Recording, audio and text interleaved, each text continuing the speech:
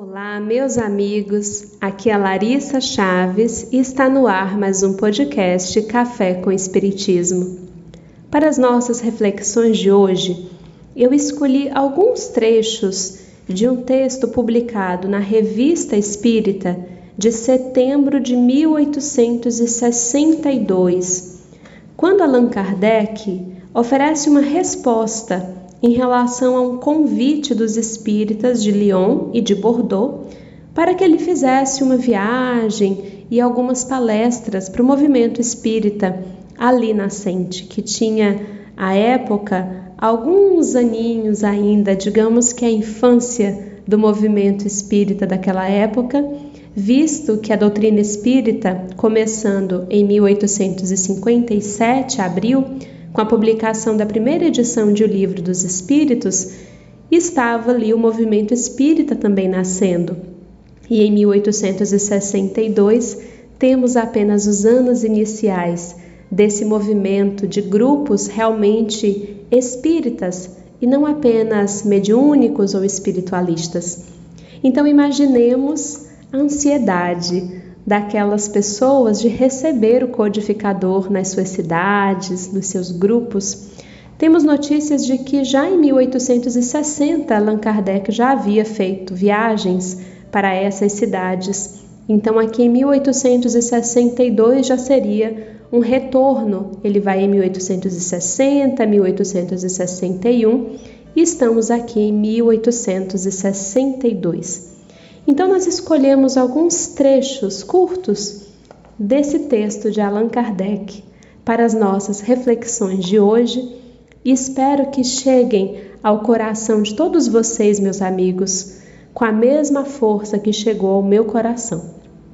Diz Allan Kardec em resposta a esse convite: Sinto-me feliz, meus amigos, por ver tantos grupos unidos no mesmo sentimento, marchando de comum acordo para o nobre objetivo a que nos propomos.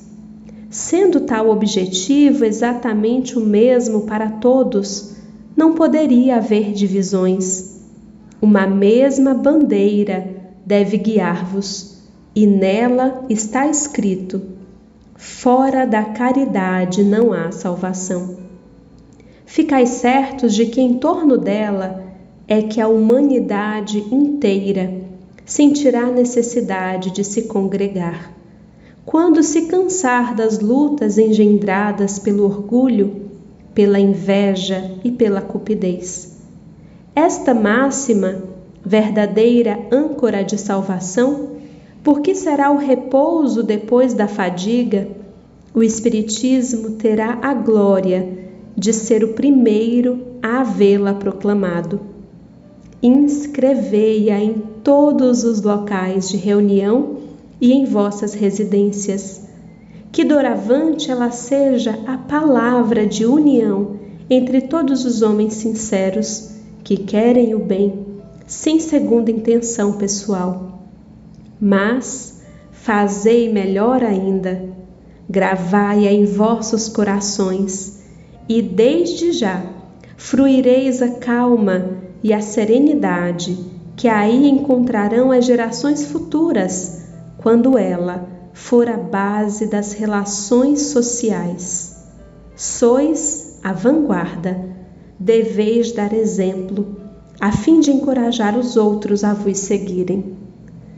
Quantas palavras inspiradoras que nos convidam, queridos amigos, a não apenas falar, pensar sobre a caridade, como temos feito com bastante constância, mas que consigamos viver essa caridade. Viver a caridade como a entendia Jesus, conforme está em O Livro dos Espíritos. Benevolência para com todos, indulgência para com as imperfeições alheias e perdão das ofensas.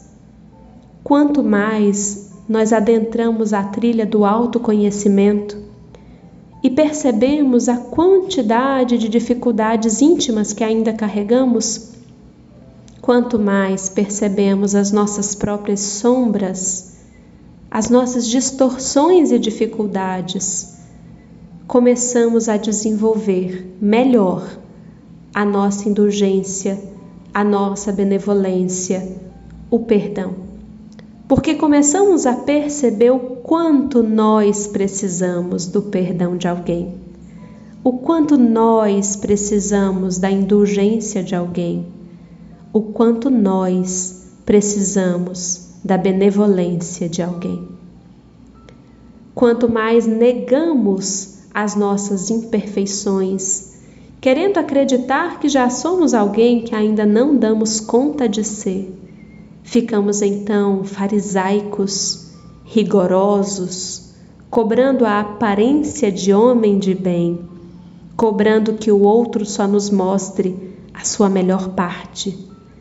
Nos tornamos intolerantes e queremos que Deus tolere as nossas dificuldades. Caridade, meus amigos, é estar presente no momento da assistência social da nossa casa, sim.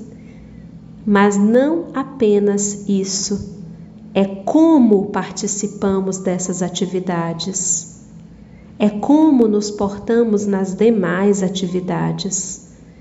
É uma postura íntima, uma postura em que nós não nos sentimos superiores, não julgamos, acolhemos a nós e aos outros também, sem ser coniventes com o erro, mas compreendendo, como diz a passagem, que Deus não deseja a morte do pecador e sim o fim do pecado, e que o pecador se redima, que nós, enquanto pecadores, possamos, através da caridade, nos redimir das nossas próprias faltas e estar conectados através desta grande bandeira do Espiritismo.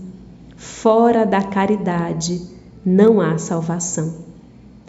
Um grande e forte abraço a todos vocês, com votos de muita caridade para as nossas vidas.